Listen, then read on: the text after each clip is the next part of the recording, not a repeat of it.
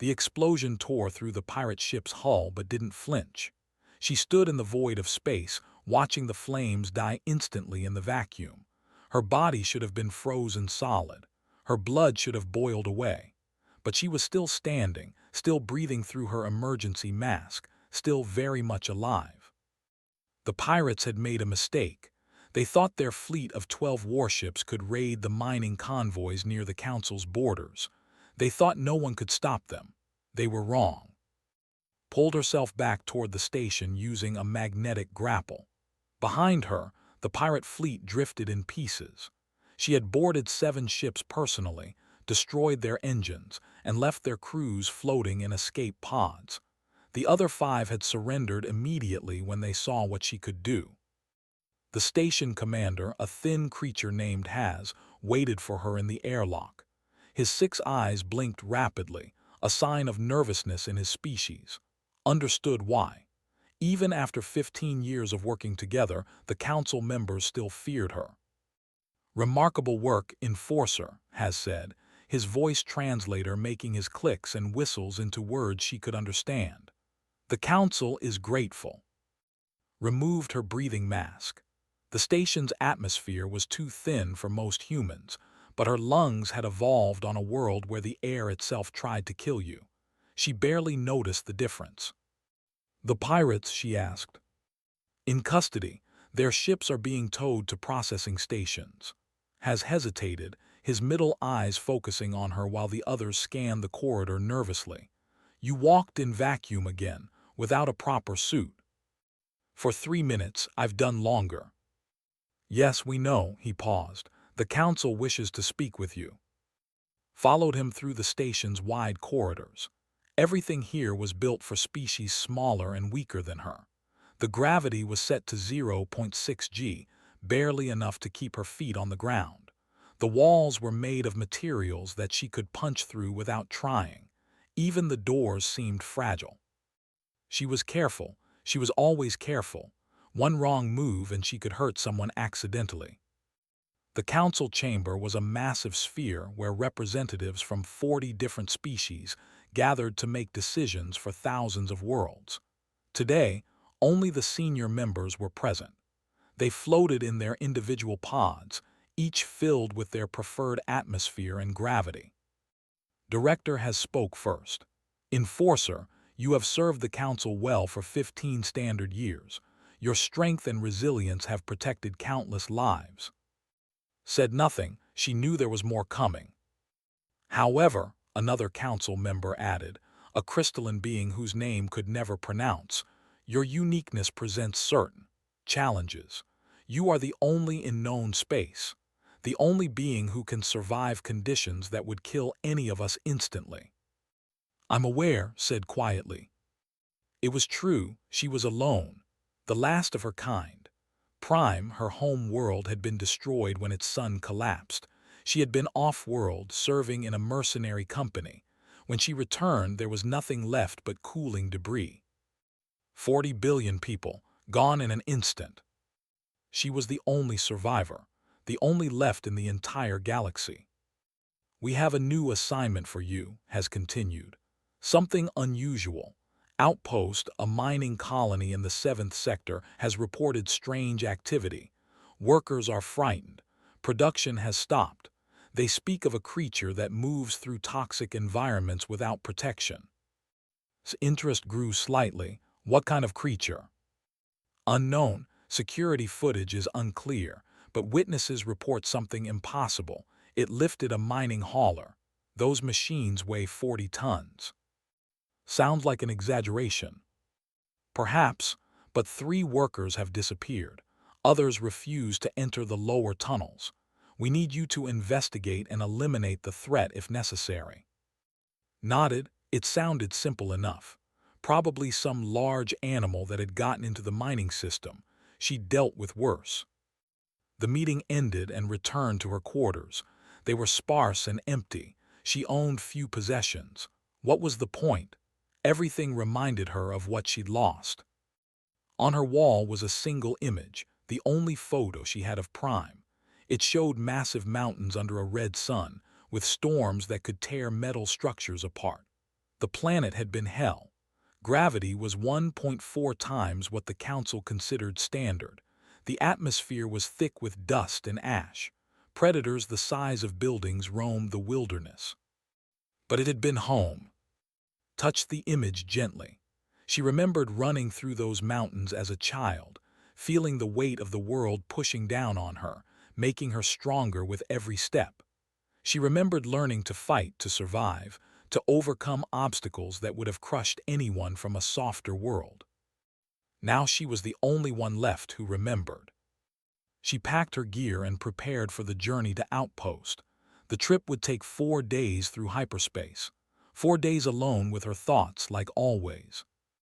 The transport ship was automated, designed for cargo rather than passengers. Sat in the small cabin and watched the stars blur past.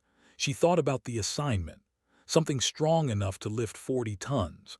Something that could survive toxic environments. It reminded her of herself. But that was impossible. The Council had searched for years, hopping to find another species like hers. They found nothing. Life was rare in the galaxy. Life that evolved on harsh, deadly planets was even rarer. The odds of 2 species existing in the same region of space were astronomical. She was unique, she would always be unique, and she would always be alone. When the transport arrived at Outpost, saw immediately that something was wrong. The station was running on minimal power. Only a few lights were active. The docking bay was empty except for one small shuttle. She opened the airlock and stepped into the station. The air was cold and stale. Methane gas leaked from somewhere below, creating a yellow fog in the corridors.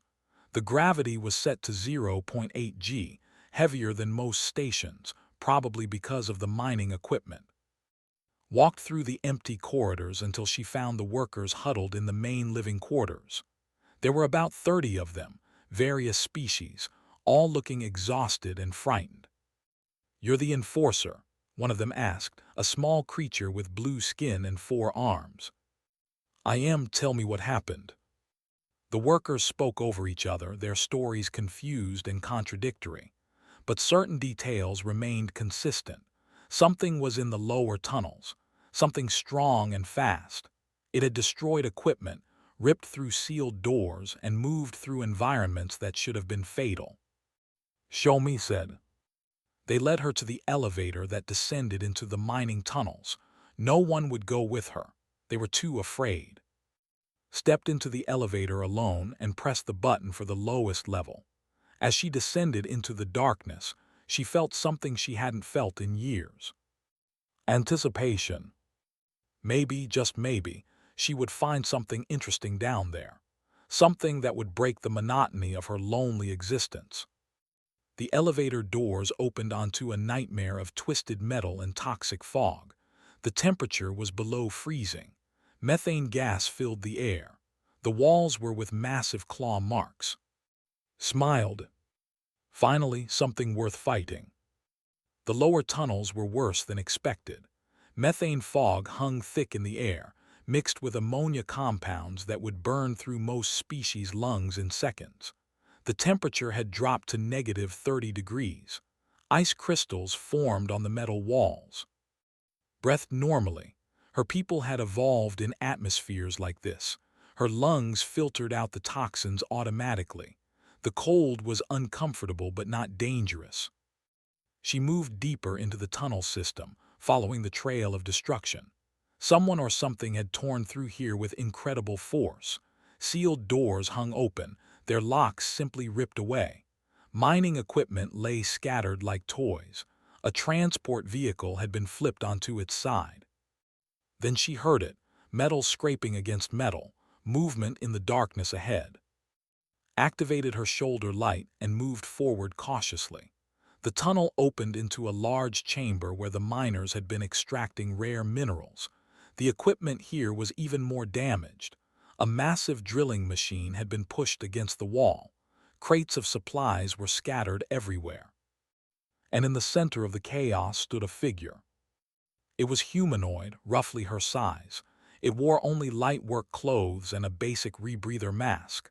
No environmental suit, no protective gear, just standing there in conditions that should have killed it instantly. The figure turned and saw its face through the mask, male features, dark hair, eyes that showed surprise when they locked onto her. For a moment, neither moved. Then the figure spoke, its voice coming through a small comm device. "Another one, how many of you are there?" "Didn't understand, who are you?" I asked first. The figure stepped forward, moving with confidence despite the deadly environment. "Are you with the company? Because I already told them I'm working to pay off my passage fee." "I'm with the Galactic Council. The workers reported a threat in these tunnels. I'm here to investigate." The figure laughed. It was a harsh sound. "A threat? I'm the threat. They're the ones who locked me down here when their equipment broke, said I could work in conditions they couldn't. Didn't mention they'd seal the exits." Studied him carefully. He was breathing the toxic air through only a basic filter, standing in the freezing temperature with exposed skin, moving in 0.8 G like it was nothing. "What are you?" "I'm an engineer, or I was until my ship malfunctioned and I got stranded here." He tilted his head. "What are you? You're not dressed for this environment either." I don't need protection from conditions like these." Went very still, like from a high-gravity hell planet. "Yes, the only one in known space." Took a step forward. "Now tell me what you really are. Those workers said you lifted a 40-ton mining hauler." "I was trying to free someone trapped underneath." "That's impossible. No natural being could do that." "No natural being from a soft world, maybe." Pulled off his rebreather mask, exposing his face to the toxic air. He took a deep breath and smiled. "But where I come from, we do impossible things all the time." His mind raced. He was breathing methane and ammonia without protection, standing in freezing temperatures without shivering, claiming he could lift 40 tons with natural strength. "You're augmented, enhanced with technology." "I'm not." His expression hardened. "I'm completely natural, 100% organic. No implants, no enhancements, no genetic modifications." "Then you're lying." "And you're calling me a liar?" Moved closer, his body language shifting to something aggressive. "I've been trapped down here for 6 days, working non-stop to fix equipment that keeps breaking, eating terrible food, sleeping on cold floors, and now some enforcer shows up and accuses me of being fake." Felt her own anger rising. 15 years alone, 15 years believing she was unique, and now this stranger appeared, claiming to be natural while doing things that should be impossible. "Prove it." "How?" "Fight me." Stared at her for a long moment, then he laughed again. "You want to fight here, now? If you're really natural, you'll break like any other being. If you're enhanced, you might survive a few seconds longer." Dropped into a combat stance. "Either way, I'll know the truth." This is insane. But was moving too, his body shifting into his own fighting position. "Fine, but when I win, you're getting me off this rock and back to civilization." They moved simultaneously. Struck first a straight punch aimed at center mass, fast enough to blur, strong enough to crack stone. It should have ended the fight instantly. Caught her fist. The shock of impact rang through the chamber. Slid backward 3 meters, his feet tearing grooves in the metal floor. But he stayed standing. His hand, unprotected and organic, had stopped her punch. His eyes widened. Impossible. Looked equally shocked. He stared at his hand, then at her. "What the hell are you made of?" She didn't answer. She attacked again, faster this time, using techniques developed over years of combat. Strikes that had defeated battle mechs and armored warriors. Moves that required strength no normal being possessed. Met her blow for blow. They crashed through the mining chamber, their fight destroying everything around them, through into a support pillar. The metal bent and crumpled. Got up, shook his head, and charged back. He grabbed her and threw her across the room, smashed through a stack of crates and rolled to her feet. Neither was winning, Neither was losing. Felt something she hadn't felt in years. Challenge, true, genuine challenge. This was matching her strength, matching her speed, taking hits that should have killed him and getting back up. They fought for 10 minutes, 15, 20. The chamber around them became a disaster zone. Equipment lay in ruins. Walls were cracked and dented. The floor was torn up from their movements. Finally exhausted, they both stopped, leaned against a wall, breathing hard, sat on the ground, blood dripping from a cut above his eye. Both of them were battered and bruised. "You're not augmented," said between breaths. "No, I'm not," wiped the blood from his face. "Neither are you." "But how is this possible?" Slid down the wall to sit on the floor. "I'm from the only one. The only species that evolved in conditions harsh enough to produce beings like me. There can't be another." Laughed weakly. "There's at least one more, my planet, Earth." Earth had never heard the name. "Tell me about it." "It's hell," leaned his head back. 1G gravity, which I guess is pretty standard, but the sun burns us with radiation constantly. The air is full of oxygen, which is corrosive, predators everywhere, diseases that can kill you in days, storms that level cities, earthquakes, volcanoes, floods, droughts. He looked at her. "We evolved by running down prey until it collapsed from exhaustion. We developed sweat to cool ourselves. We learned to heal from injuries that would kill other species. We created tools and weapons because we weren't the strongest or fastest. We were just the most stubborn." Listened in silence. It sounded familiar, too familiar. "Every human can do what I do," continued. "Maybe not lift 40 tons without training, but survive in conditions that would kill softer species. We don't think of ourselves as special. We're just us." "How many humans are there?" "On Earth, billions. In space, a few million, I think. We only started exploring outside our system about 50 years ago. Most of the galaxy doesn't know we exist yet." Billions, mind reeled. Billions of beings as strong as her, as resilient, as capable of surviving hell itself. She wasn't unique. She wasn't alone. She wasn't special. The thought should have devastated her. Instead, she felt something unexpected. Relief. Pure, overwhelming relief. She wasn't the last anymore. Somewhere out there was an entire world of people who understood what it meant to be forged by a planet that tried to kill you every day. "I need to take you to the council," said finally. Looked wary. "Why?" "Because they need to know about humans, about Earth, about what you are." She stood up, her body already beginning to heal from the fight. "And because I think you and I need to talk more, a lot more." Studied her face, then nodded. "Okay, but you're explaining to those workers upstairs why their mining equipment is now scrap metal." "Deal." They walked back to the elevator together, two from impossible worlds, beginning a conversation that would change the galaxy forever. The council chamber erupted in chaos when brought before them. Representatives from 40 species all started talking at once, their voices blending into an incomprehensible noise through the translation systems.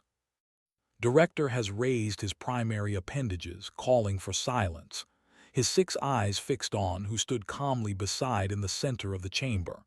"Enforcer, explain this. You were sent to eliminate a threat, not bring back a prisoner." "He's not a prisoner," said. "He's a human from a planet called Earth.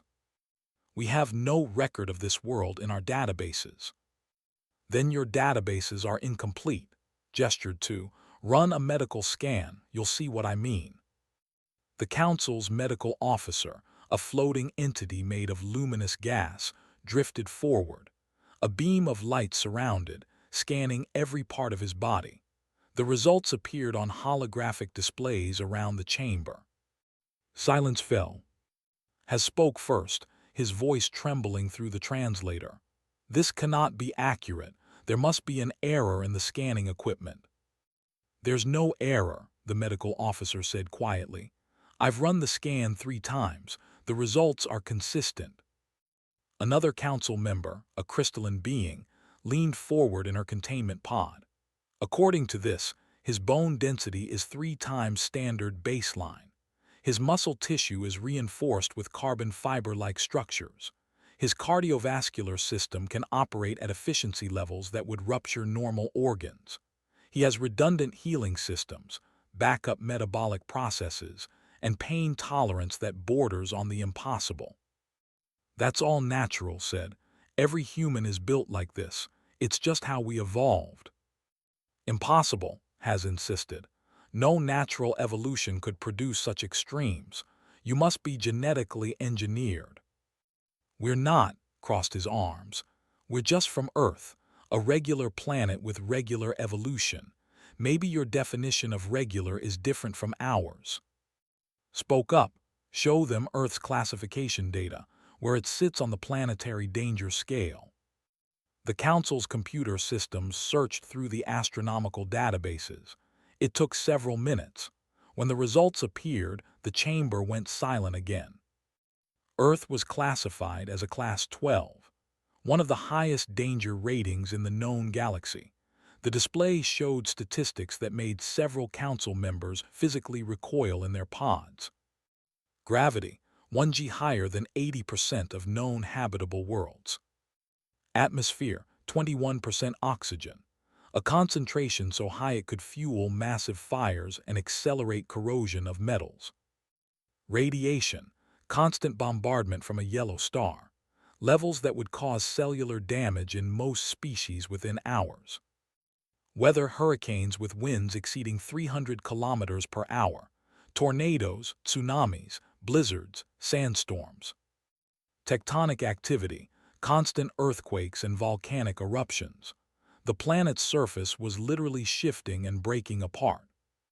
Biosphere, thousands of predatory species, microscopic organisms that cause deadly infections, plants that produce toxins, insects that carry diseases. No one could live on such a world, the Crystalline Council member whispered. It's impossible. Billions of us live there, said. It's home. Sure, it tries to kill us sometimes, but that's just normal. Has looked at, is this comparable to Prime? Studied the data carefully. Prime had heavier gravity, 1.4G more volcanic activity, thicker atmosphere, but in terms of overall danger, she paused. Earth might actually be worse. It has more variables, more ways to die. My world was harsh but predictable. Earth seems to combine multiple deadly factors simultaneously. And humans evolved there naturally, another council member asked, without any technological intervention. We didn't even have technology for most of our evolution, explained. We developed it later, after we'd already adapted to survive. We used to hunt animals by just chasing them until they collapsed from exhaustion. We call it persistence hunting. We're not the fastest or strongest, but we just keep going. The medical officer spoke again. According to this data, humans have something called an adrenaline response. In dangerous situations, their bodies release chemicals that temporarily increase strength, speed, and pain tolerance by significant margins. Yeah, said. Emergency power, basically. Useful when you're running from a predator or need to lift something heavy to save someone. Your species regularly enters states that would cause other beings to die from stress, the officer continued. And you consider this normal. I mean, it's literally called fight or flight response. It's built into us. Looked around the chamber, seeming to realize for the first time how unusual this was to the council. Wait, other species don't have this. No, has said flatly, they do not. Felt a strange emotion building inside her. She'd spent 15 years as the council's enforcer, believing she was unique. The only being who could survive conditions that killed normal species. She'd been alone with that burden. But now, standing beside, listening to the council react with horror to his species' capabilities, she realized something. She wasn't alone. She had never really been alone. Somewhere in the galaxy, an entire planet of beings existed who understood what it meant to come from hell and survive. "There are billions of humans," asked quietly. "Yeah, Earth's pretty crowded, and we've colonized a few other worlds in our system. Mars, some moons of Jupiter and Saturn, artificial stations. We spread out wherever we can." "Do they know about the Council, about the rest of the galaxy?" "Some do. Our government kept it quiet for a while, trying to figure out first contact protocols. I was part of an early exploration team. We were supposed to map nearby systems, but our ship malfunctioned." He smiled slightly. "That's how I ended up stranded at that mining outpost." Has interrupted their conversation. "We must contact your government immediately. Earth's existence changes everything. The balance of power in this region of space, the classification of our understanding of evolution itself." "I can give you our communication frequencies," offered. "But fair warning, my people might not react well to finding out we're considered monsters." "You're not monsters," said quickly. The words surprised her, but they felt true. "You're survivors just like I am." Met her eyes, something passed between them. Understanding, recognition, two people from impossible worlds finally seeing each other clearly. The council spent the next several hours questioning about human culture, biology, and technology. Stood beside him the entire time, occasionally adding her own observations. She noticed how calm remained despite being surrounded by species who clearly feared what he represented.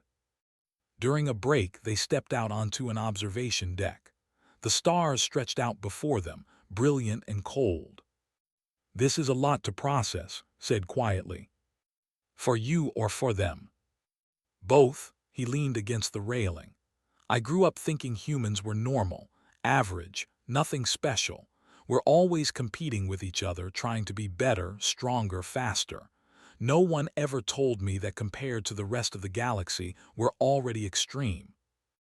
"I grew up knowing I was different," said. "Prime was classified as a, we knew the rest of the galaxy saw us as dangerous, but I thought we were unique, the only ones. And now I don't know what to think." She looked at him. "You said there are billions of humans, an entire civilization of, does that make me less special, or does it mean something else?" Considered this. On Earth we have a saying, "Birds of a feather flock together." It means people who are similar tend to find each other. Maybe you're not less special. Maybe you just finally found your flock. Smiled. It felt strange on her face. She hadn't smiled in years. "My flock is billions of humans I've never met." "And one human engineer you punched through a wall," grinned. "That's a start, right?" Behind them, the council chamber was preparing for the next session. Soon they would contact Earth. Soon everything would change. The galaxy would have to accept that weren't rare anomalies. They were an entire species, ready to take their place among the stars. But for now, in this quiet moment, felt something she hadn't felt since Prime's destruction. She felt hope. "Yeah. Thank you for not being augmented." He laughed. "Thank you for not killing me in those tunnels." "I tried. I noticed."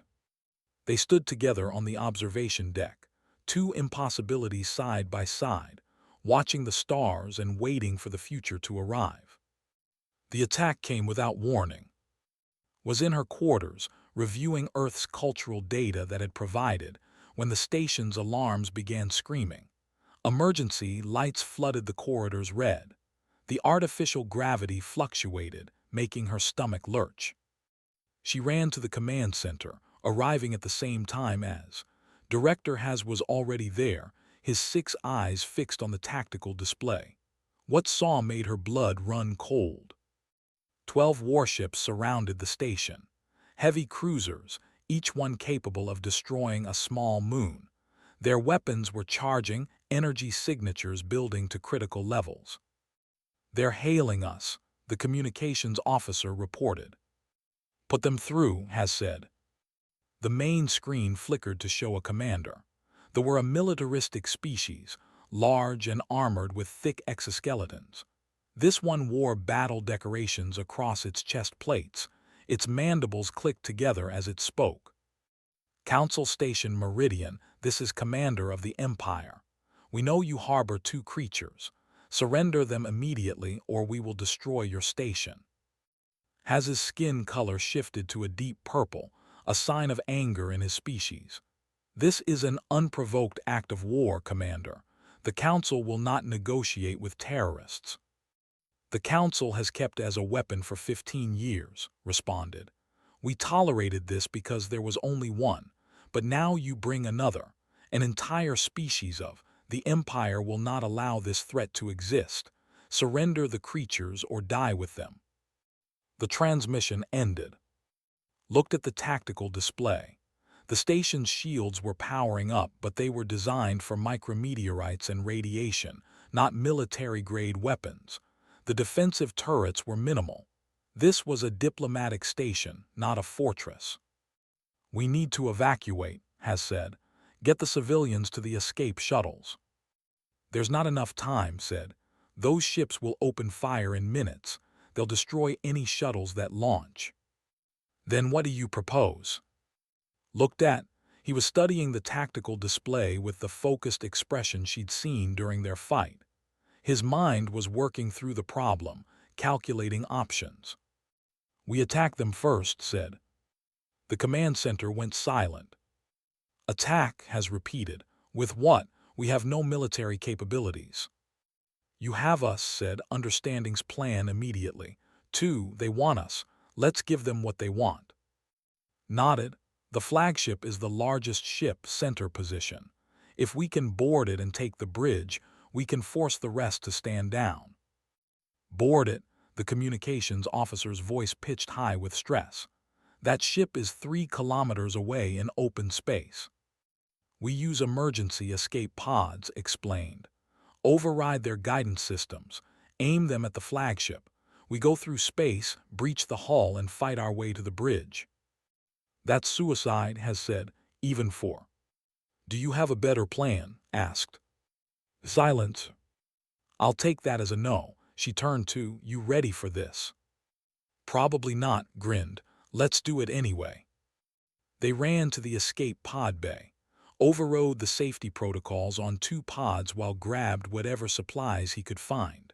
Emergency rebreathers, magnetic grapples, a plasma cutter for breaching hulls. This is insane, said as they climbed into separate pods.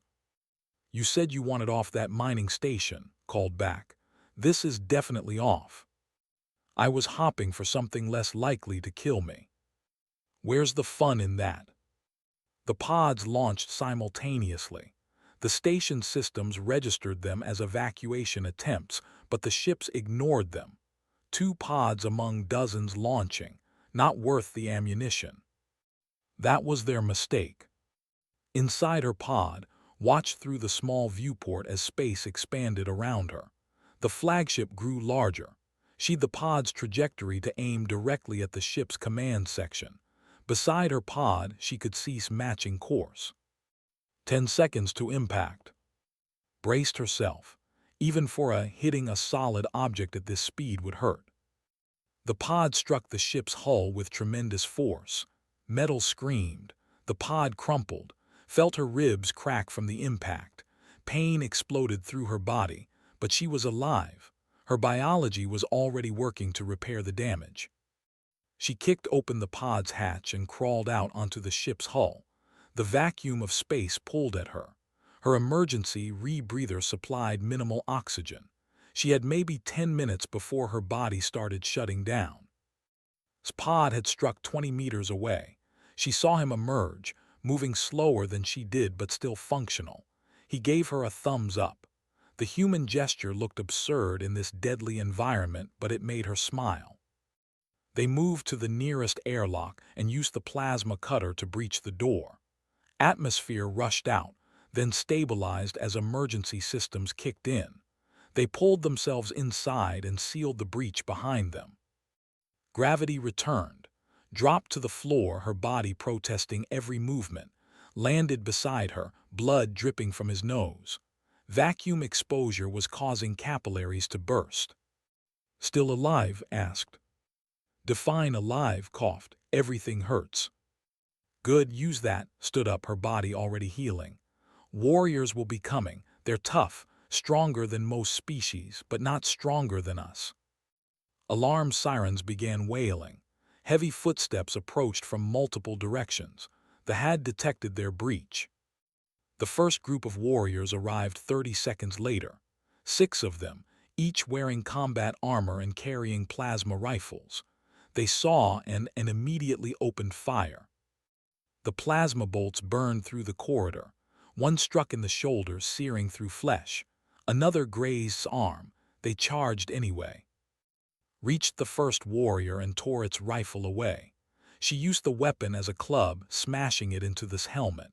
The armored head cracked. The warrior fell. She moved to the next one, her movements fluid despite her injuries. Fought differently.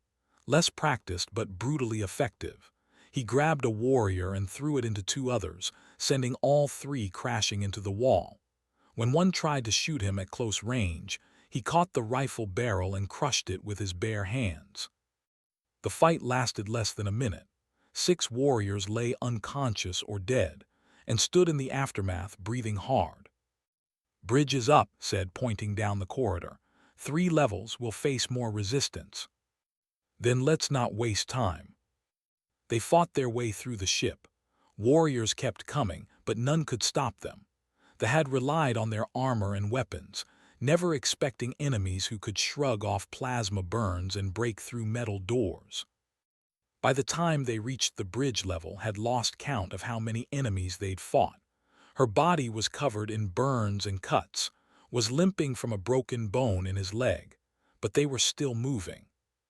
The bridge doors were massive and sealed, and looked at each other, nodded, and hit the doors together. Once, twice, 3 times, the metal bent. 4 times, the hinges broke. The doors collapsed inward. Commander stood at the command station, surrounded by officers. Its mandibles clicked in what might have been shock. Impossible. No one could. "Punched it." The commander flew backward and hit the far wall. It slid down, unconscious. The other officers froze. "Your commander made a mistake," said, her voice cold. "Contact the other ships. Tell them to stand down immediately or we start breaking things, starting with you." One officer moved to comply. The communication went out. For a long moment, nothing happened. Then slowly, the ships began powering down their weapons. Collapsed into the captain's chair, his injured leg stretched out. "We actually did it." "We did," allowed herself to sit on the floor. Her healing was working, but it was slow, too many injuries at once. "You fought well." "You fought better, but thanks." He looked at her seriously. "That plasma bolt in your shoulder, does it hurt?" "Yes." "Good, I was worried you couldn't feel pain." "I feel everything, I just don't stop because of it." "That's the difference between us and them," said, gesturing to the unconscious officers. "They stop when it hurts too much. We keep going." Council ships arrived an hour later. The fleet was taken into custody. Commander and its officers were arrested for unprovoked aggression. The Council Parliament began immediate sessions on sanctions against the Empire. In the medical bay, and were being treated. The Council's doctors had never seen physiology up close. They were fascinated by how quickly both patients healed. "Your species is remarkable," the medical officer said to both of them. Looked at who was in the bed next to his. She looked back at him. In that moment they shared an understanding that went beyond words. They had fought together, bled together, survived together, 2 against an entire battle fleet. And they had won. "Yeah," said finally, "we're pretty remarkable." 3 weeks after the attack, a human diplomatic vessel arrived at Council Station Meridian. Stood in the docking bay watching as the airlock cycled open. She wasn't sure what she expected. Part of her still thought humans would be like individuals scattered across space, rare and isolated. But when the airlock opened, 30 humans emerged. Men and women of different ages, all walking with the casual confidence of beings who'd never feared their environment. "That's Ambassador," said, pointing to a woman in formal attire at the front of the group. "She's our lead diplomat for first contact situations. Smart, tough, she'll do well here." Watched as the humans spread out, looking around the station with curiosity rather than fear. One of them, a young man named Minu, noticed the low gravity and did a small jump, laughing when he nearly hit the ceiling. Another, a woman named Sumi, was taking notes on a data pad, recording everything she saw. "They're not afraid," observed. "Why would they be?" smiled. "This is exciting for them. First official contact with an alien civilization. They've been dreaming about this for centuries." Ambassador approached them. She bowed slightly, a human gesture of respect, and extended her hand. "You must be Enforcer. Has told me much about you. Thank you for protecting him and for helping initiate contact with the Council." Took the offered hand carefully. She was used to beings flinching at her touch, but's grip was firm and steady. "I did what was necessary." "Also mentioned you fought a battle fleet together." Eyes sparkled with amusement. "He said you punched a commander through a wall." The commander was threatening innocence. "Of course." His expression grew more serious. "The Council has requested a formal meeting to discuss humanity's place in galactic affairs. I understand there's been some concern about our nature." "They're terrified," said bluntly. "They've never encountered a species like yours before, like ours." "Ours," repeated the word thoughtfully.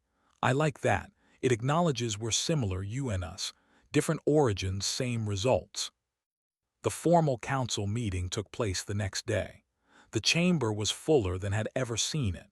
Representatives from every member species attended, along with observers from dozens of neutral parties. Everyone wanted to see the humans. Ambassador stood in the center speaking circle, her delegation arrayed behind her. She spoke clearly and without fear, her words translated into 40 different languages simultaneously. "Honored council members, I bring greetings from Earth and humanity. We are grateful for this opportunity to join the galactic community. We understand our physiology is unusual by your standards. We want to assure you that humanity seeks peaceful cooperation, not conflict." Director has responded, his voice cautious. "Ambassador, the Council has reviewed data on Earth and human capabilities. Your species presents unique challenges. You are classified as the second such species we have encountered. The first, numbered in the billions before their world's destruction. Now only Enforcer remains. But humanity numbers in the billions and continues to grow. You must understand our concern." "I do understand," said. "You fear what we could do. Our strength, our resilience, our adaptability, but may I offer a different perspective? For thousands of years, humans fought each other. We had wars that killed millions. We developed weapons that could destroy our entire planet. And yet, we chose peace. We chose cooperation. We reached for the stars not as conquerors but as explorers." She gestured to her delegation. "Every human here has dedicated their lives to science, diplomacy, and understanding. We want to learn from you, to share our knowledge and culture. Yes, we come from a harsh world. Yes, we are physically capable of great destruction, but we are also capable of great compassion and creativity." Another council member spoke up. "What of the attack? 2 of your kind destroyed a military fleet." "In defense of this station," countered. "Enforcer and engineer could have fled. They could have let the destroy you. Instead, they risked their lives to protect council members and civilians. Does that sound like the behavior of a hostile species?" The chamber fell silent, watched the council members consider this. It was a good argument, simple and true. The debate continued for hours. Some council members argued for strict limitations on human expansion. Others suggested humanity should be welcomed fully. Compromises were proposed, rejected, and revised. Finally, as the station's artificial sun was setting outside the windows, Director has called for a vote. all in favor of offering humanity full membership in the Galactic Council. The votes came in slowly. Green lights for yes, red for no, amber for abstain, held her breath, surprised at how much she cared about the result.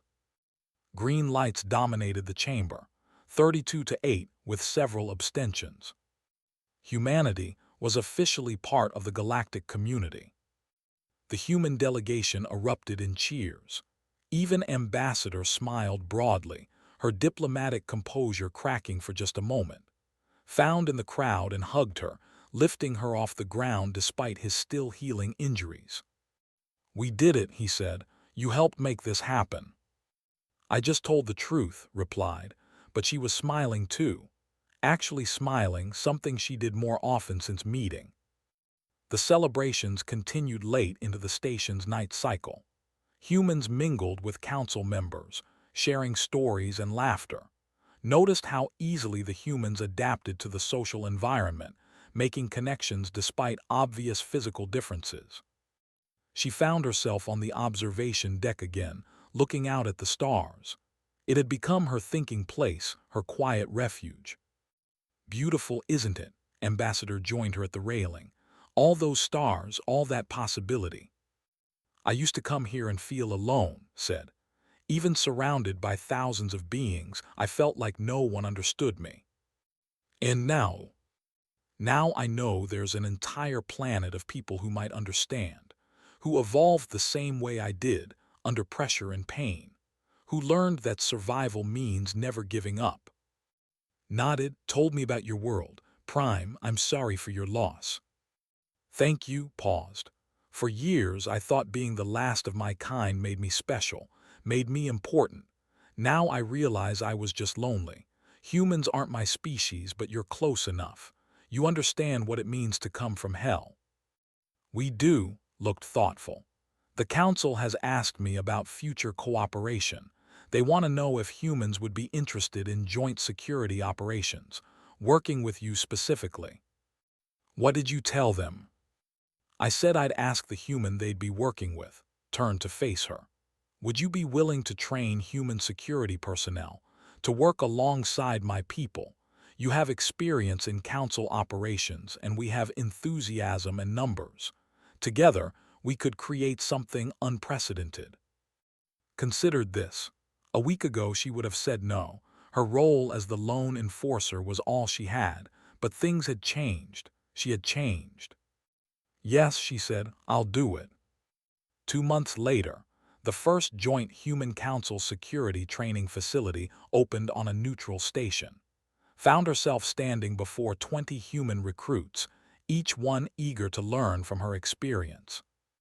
Had taken a position as an engineering consultant, helping adapt council technology for human use. But he visited the training facility often, usually with suggestions or just to see how things were progressing. "You're good at this," he told her after watching a training session. "Teaching, I mean. The recruits respect you." "They should. I could break any of them in seconds." "That's not why they respect you," leaned against the wall. "They respect you because you understand them. You know what it's like to be strong and still feel isolated, to be capable and still search for purpose."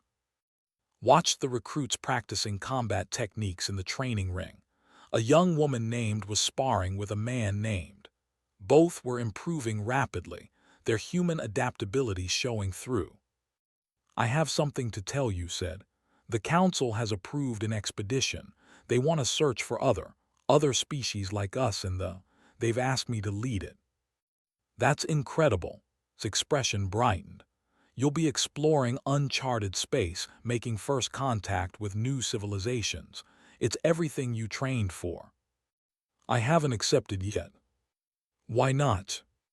Looked at him. "Because I'm not sure I want to leave. For 15 years I wandered alone. Now I've found something like a home, people who understand me, a purpose that matters. I'm not ready to give that up." Was quiet for a moment. Then he smiled. "What if you didn't have to give it up? What if the expedition included human crew members? Scientists, diplomats, maybe even an engineer who happens to be pretty good in a fight. You'd come." Someone needs to make sure you don't punch every alien we meet. His smile widened. Besides, you said it yourself. Shouldn't be alone. We're better together. Felt something warm in her chest. Hope, purpose, belonging. She'd thought those feelings were lost forever when Prime died, but here they were, returning in the form of an entire species of kindred spirits. Then I accept the mission, she said. On one condition, you're coming with me. Deal. 6 months later, the expedition ship launched from Council Station Meridian. It was a joint venture, crewed by humans and council members working together. Stood on the bridge as captain, with as her first officer. Ambassador had personally seen them off, promising to maintain relations with the council while they explored. As the ship jumped into hyperspace, leaving known space behind, looked at the crew around her. Humans and aliens working side by side, two species forming the core of something new. First stop, asked from his station. Pulled up the star charts. The galaxy was vast and mostly unexplored. Somewhere out there might be other impossible species that refused to die despite their planet's attempts to kill them. Anywhere, she said, everywhere. Let's find out what else is possible. The ship accelerated, carrying its crew of survivors and explorers into the unknown. Watched the stars blur past and thought about how much had changed. She'd spent years believing she was alone, the last of her kind, unique and isolated. She'd been wrong, she wasn't alone, she never had to be again. Behind her, one of the human crew members laughed at something their alien colleague said. The sound echoed through the bridge, warm and alive. Smiled. This was better than being unique. This was being understood. This was being home,